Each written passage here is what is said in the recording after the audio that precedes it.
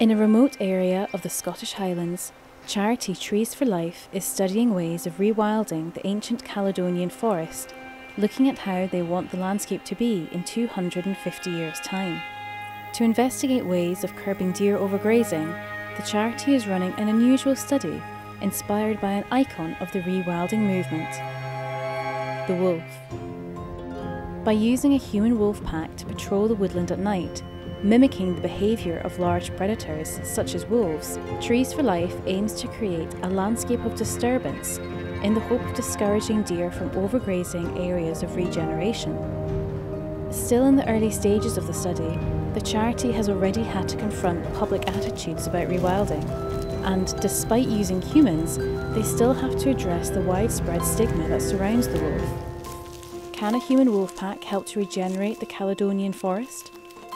And might we one day consider sharing that forest with wolves once again?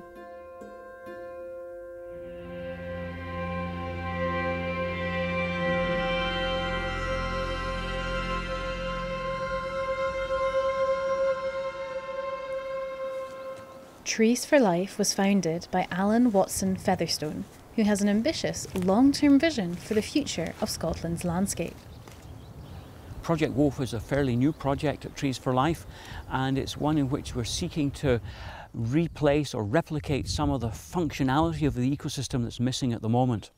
We've had no significant mammalian large predators in Scotland for at least 250 years. The lynx, the wolf and the brown bear are all extirpated, they're gone, they've been removed by people. And in the absence of predators, it's now been documented around the world that ecosystems start to decay because apex predators, as they're called, fulfill many ecological functions in an ecosystem that maintain its richness, its diversity, maintain the health of the prey population and so forth. And when you take those away, all of that is lost. Now, we advocate the return of missing predators, but it's a long-term vision. You know, we might be able to get wolves back in 30 years or something, I don't know.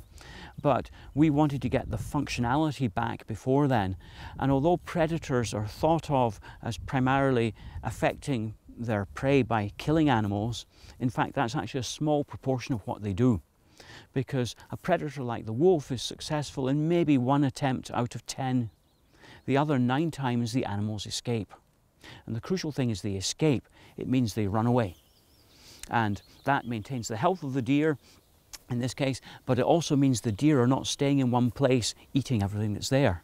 So unfortunately, because we've reduced our forests by 95–98% and we've allowed deer numbers to expand, they're now totally out of balance, and they've been suppressing the regeneration of any native trees for 200 years. We've got a generation gap giving rise to what I term the geriatric forest, stands of only old trees at the end of their lives. And that's the problem we've got at Dundragon at the moment.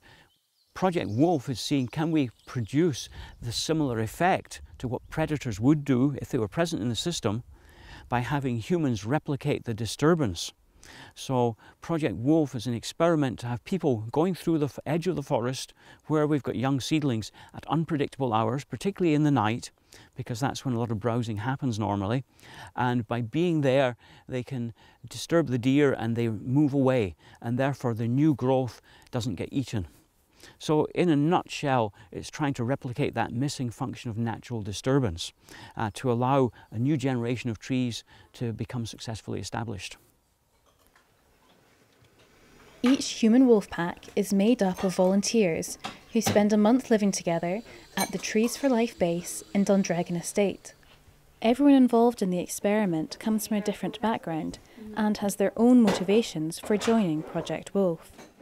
I'm Nick. I'm from originally Solihull, which is not far from Birmingham, and what I tend to do is usually gardener work, handyman work in various hotels up and down the land, usually in the north or the west coast of Scotland. And when I'm not doing that, I'm up here helping to plant trees. So it's a kind of staggered pattern of work and volunteering. So this was a new chapter, you could say, of my learning of Trees for Life as a whole. So I thought this would be a nice key step for me to understand what is really going on here.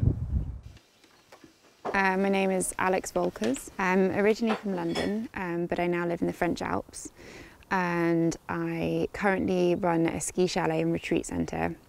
I initially was looking at the conservation weeks where they offer tree planting to volunteers, and I saw the webpage for Project Wolf. I was kind of blown away by, I guess, its novelty, and had a month to give because I work seasonally, so I wanted to use that time productively, and just really like the idea of getting to experience nature at night, not something I've done before, and to hike for a whole month and to explore the Scottish Highlands for a good cause. It just seemed like a great opportunity. I'm originally from Latvia, but I live in Berlin now. Yeah, at the moment I'm learning Android development. I thought, yeah, it's going to be quite an adventurous project opportunity because I love hiking, I like the outdoors. I'm an ex-biologist, and I knew that I'm going to have this month off. I was also interested in the rewilding part of it. So yeah, I was prepared for the practical aspect of it quite well, but I was eager to find out exactly what they are doing here. Yeah. The study is overseen by project manager Doug Gilbert, who is responsible for helping the volunteers understand the bigger picture of what they're doing. Project Wolf came out of the Conservation Estate Management Plan as a single line about creating some disturbance. We recognised that there was a problem at this time of year, late winter, early spring, where deer coming into the woodland were browsing quite heavily on all the seedlings that were beginning to appear. And this is after the stalking period, so what do we do to try and reduce that? Very young tree seedlings are extremely vulnerable to browsing from red deer and other deer, sika deer we have here. This particular woodland is a Caledonian pinewood inventory site, so it's one of the 84 odd sites in Scotland that retain Scots pines that have never been planted and are not from a planted origin. So they're important pockets of really good quality natural forest or native forest. And if we don't change the browsing pressure, then we're going to lose quantity and quality in these woodlands. I call it Project Wolf really because wolf is an icon of a predator impact. So what we're trying to do is simulate the idea of a big predator which deer will not be happy about. Wolves fascinate people. It's an iconic creature which has been talked about for many years as a potential reintroduction without very much headway. So why not call it Project Wolf? Even though there were overtones of, are you introducing wolves? No, it's not about reintroducing wolves. It's about mimicking the impact of wolves until we get big predators back in the landscape. At dusk, the human wolves leave for their main campsite, a parachute shelter in the woodland, to drop any supplies they might need throughout the night. They wait there until it gets dark, which is when their work begins. The pack spends most of the night patrolling the edge of the forest, where deer are most likely to browse new saplings and inhibit the expansion of the tree line. They follow no prescribed path, hiking their way unpredictably across the estate for hours at a time. The noise, smell, and general presence of the volunteers replicates the behaviour of missing predators, making the deer nervous and less likely to overgraze key areas of regrowth. When the volunteers manage to spot deer, they record the species and location for later analysis. In the early hours of the morning, they head back to camp for some rest in their sleeping bags before returning to the chalet at dawn. Yeah, so you could say it's a sort of experimental approach, I guess. Yeah, I think there is potential risk for people to sort of run with the wolf thing and to misunderstand what the intentions of the project are. Like, it's an important component of it, because there's an ecosystem function that's missing that we're trying to fulfill as humans, and that's the place that the wolves would have taken. I mean, yeah, I can imagine how the title might be very misleading, and in theory it could be called Project Deer, because it's just as much about deer as it is about wolf. We did let out quite a loud howl on the full moon, didn't we? But It was mostly the volunteers. Yeah, I mean, some of us are a bit more reserved than others, but it's all good fun. But I mean, speaking as someone who does let out an occasional howl, I don't do it because I think that they have, like, because I sound like a wolf or because they have some kind of genetic memory of a wolf's howl. It's because it's quite fun. Yeah, but I mean, and also like using our voices is quite a useful tool for just generally scaring them off and making our presence known. just I imagine some people think that that's actually is what you have part to do, of our job. and you It's know not. that's a bit ridiculous. And dressing up, and I mean, We've got enough to carry as it is. Yeah, I think costumes. waterproofs are more essential than fake fur ears. Several weeks into the experiment, the volunteers have had time to think about the concept of rewilding and how it is a much more complex issue than they had first thought. I've learned that rewilding is something that is inherently local, and while in your head you might think that you can, go and claim a piece of land and return it to its natural state and plant loads of trees and do what's needed, there's actually a kind of a community discussion that has to happen, and there's there are expectations all around. And all around this site, or all around any site or any landscape, as to what's the proper, correct or most beneficial use of that land. And I think it's actually a way more people-encompassing term than I used to imagine it as. It's just made me way more aware of the all the vested interests involved in the dialogue, and how disconnected as a Londoner I might be from the reality of the situation on the ground when kind of thinking about these concepts. And I think that's the biggest thing that this has taught me about rewilding. it has sort of changed the image I had of Scotland, the sort of barren highlands and heather-clad hills, which before I thought is really beautiful, have different meaning now, and I can't see them in the same way as before. And people all around the world have that image of Scotland as the true image of Scotland. It's been really interesting for me as well to see how many key species are missing from this ecosystem, and yeah, how crucial it would be to bring some of those species back. That's been a real eye-opener to me. I'm still learning about what rewilding is all about. I mean, this is a bit of a tricky one because from where I come from, I don't come from around here. This isn't my environment. I'm still a bit of a stranger here, so I think it would be very, very stupid of me to say, yes, we've got to reintroduce everything that's been lost in the next year, next 5 years. I don't think that's the answer at all. I think if you work in stages from the small stuff categorically up to the big stuff, and really from the landowner's perspective and from the farmer's perspective, because it's their country here. I went to an agricultural college and half of the tutors there were ex-farmers, working farmers. So I understand their concerns. I mean, they've got a living to make, they've got families. And it would be very wrong just to impose this ideology, philosophy, this idea of rewilding onto them without even listening to them, because believe it or not, they know a lot about the lands, despite what many people want to label them as. So they are key to it, I think. Trees for Life is taking this into consideration, working with local landowners to find mutually beneficial solutions to regenerating areas of the Caledonian Forest. One of these landowners is Frank Spencer-Nairn. What we're looking at here is a 2-year-old fence. This is the joint project between Coolagrin Estate and Trees for Life.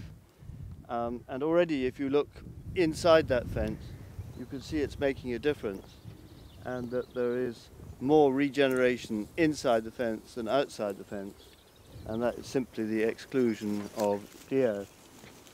And then beyond the second fence, you're then looking to what was the very first exclosure put up in 1979, and those trees were established over a period of 30 years and the fence taken down in the early 2000s.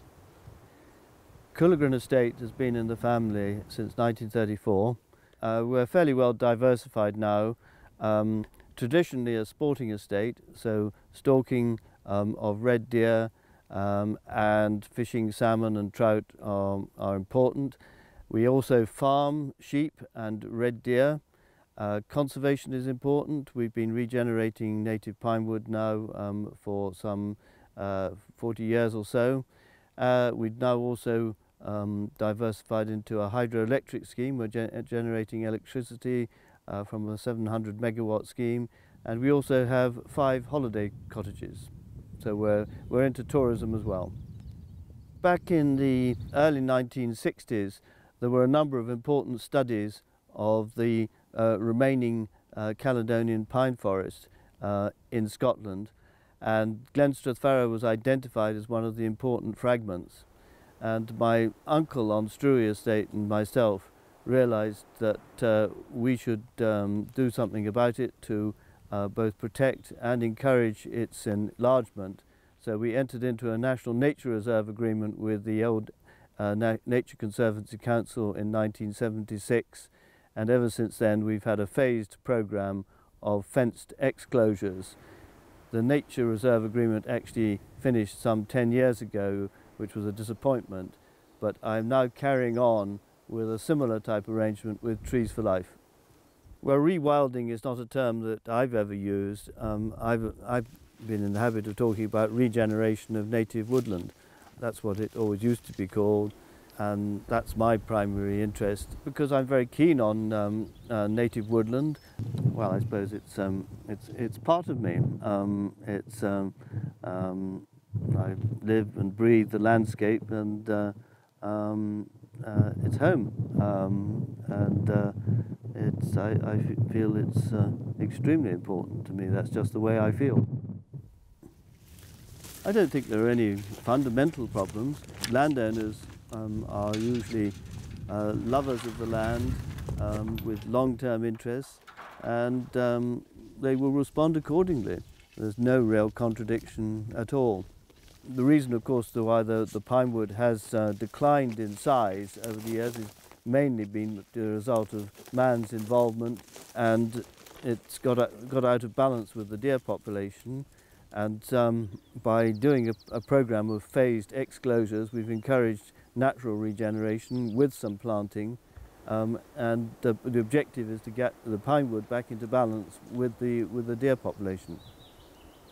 I'm a sheep farmer, and for certain periods of the year we have sheep on the hill, and I would not be in favour of the reintroduction of wolves. You won't be surprised if I say that. In the Highlands today, land ownership is concentrated very heavily in few hands, many of whom are absentee landlords, and that's something we've inherited from the past. Now, some of those landowners are very interested in rewilding, native forest restoration, and are doing very good work. We work in partnership with some, others are just doing it of their own accord. At the other end of the spectrum, there's some who are not so interested. But I think, to me, the crucial question is not who owns the land, but what are they doing with the land? Are they caring for it? Are they improving the health? Are they taking steps to reverse the degradation that has occurred? And we've targeted our work at Trees for Life for most of our existence in an area we call our core area to the west of Loch Ness and Inverness that's remote, it's roadless, there's nobody living in it, there's people living on the periphery of it, but we've done that quite deliberately because there we see the opportunity to bring back a natural wild landscape on a significant scale with many of the missing species. And my vision has always been that will just be there for itself.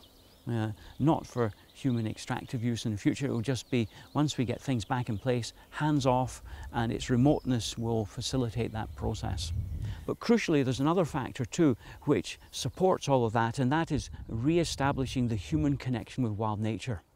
Because most of us today in the world and in Britain have grown up deprived of that intrinsic, essential human birthright, daily contact with wild nature.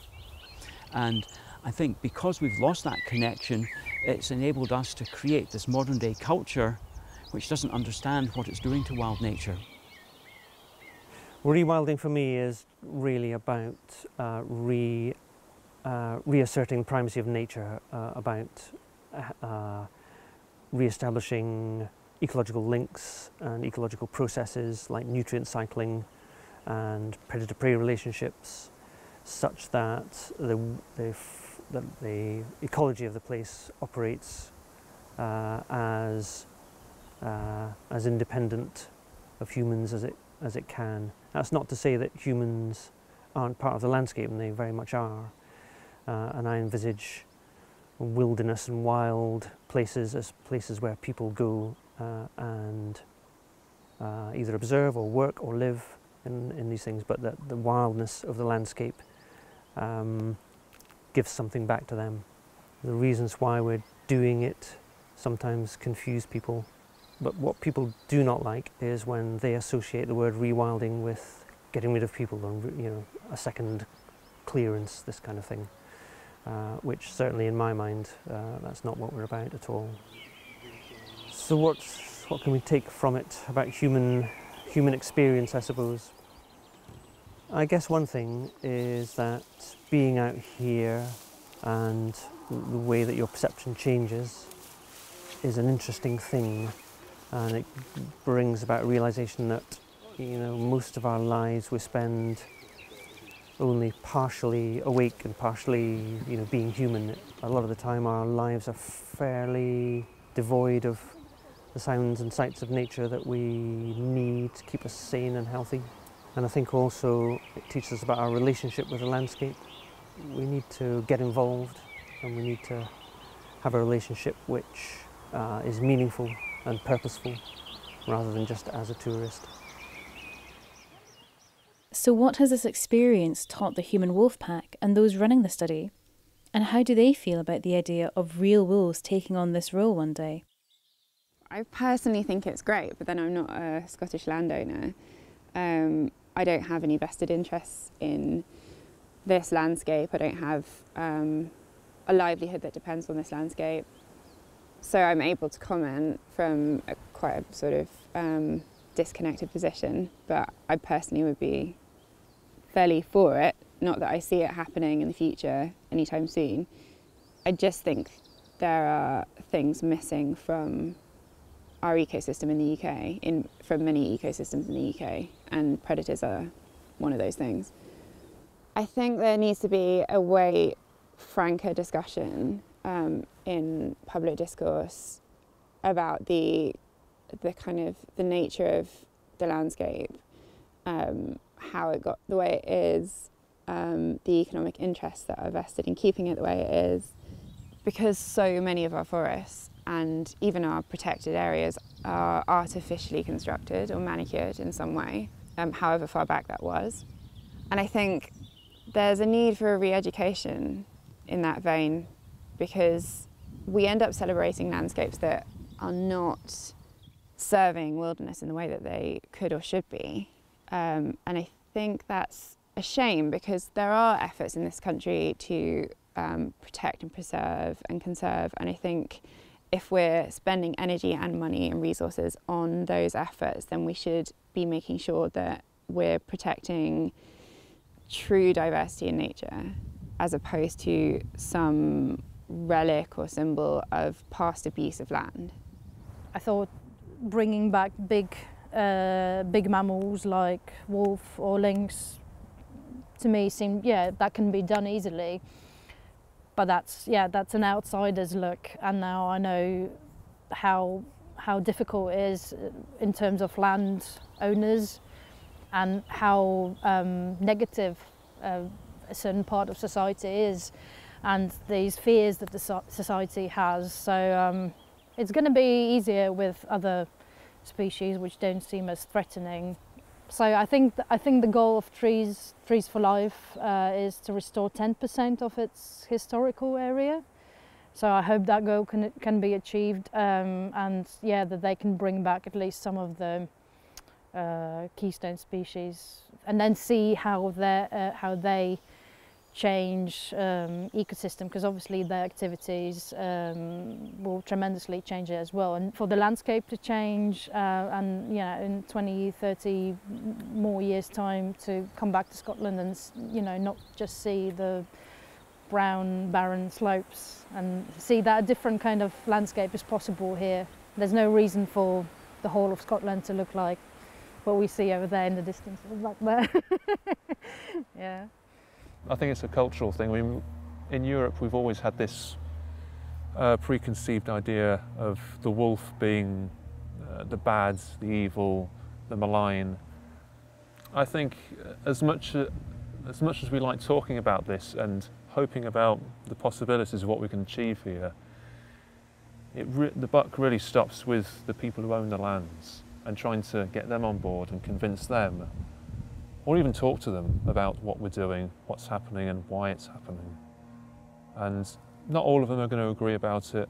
It's the way it goes. But as long as the discussion is there and things get talked about, someone's going to listen. So I think there probably will be wolves, or can be wolves in Scotland. I think ecologically they'd be absolutely fine out in the landscape now, but the big issue is around their acceptance by humans.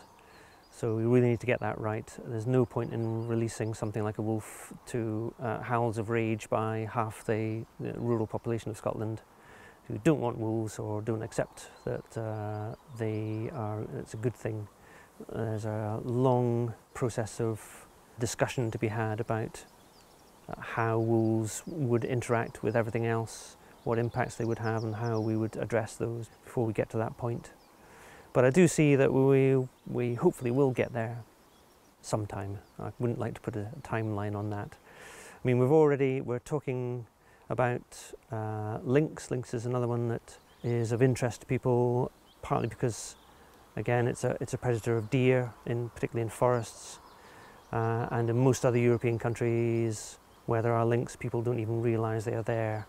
But again, the fears and concerns of people have to be addressed before we get to that point. Project Wolf is really an attempt to replicate or mimic one of the functions of our missing predators, and that is disturbance. And in the long term, I strongly believe we need to have the predators back themselves, because humans can't reproduce all of those functions very readily. But for some of these species, and again the wolf is a good one in case of point, the other barrier is economic and social ones. So people have been brought up with a negative image of the animal, but also the way we use the land at the moment in Scotland, in the Highlands, we have sheep ranging everywhere. So before we can seriously consider something like the wolf pack, we would need to look at changing land use. But I think a wolf reintroduction is maybe 30 years or more away, because we have to raise a new generation of people with true knowledge and understanding of the animal, rather than the prejudice and fear that surrounds it at the moment. I'm very optimistic about the future. I'm really optimistic about people. So I think there's every reason to be positive that in the years to come, in the decades to come, we will see a transformation of Scotland and the Highlands. The Caledonian Forest in Scotland ultimately will not have a future unless human culture changes too. While Project Wolf is a unique and innovative study, it is not a complete solution. Humans cannot fully fill the void left by wolves and other predators indefinitely. But before reintroduction can be considered, common misconceptions need to be tackled in open, public discussions with the people it would affect most. What the project has undoubtedly achieved is reconnecting its participants with the landscape that surrounds them in a meaningful way, something that might be the real key to regenerating the Caledonian Forest. For now though, a human wolf pack may just be the first step towards the future for Scotland that Trees for Life envisions.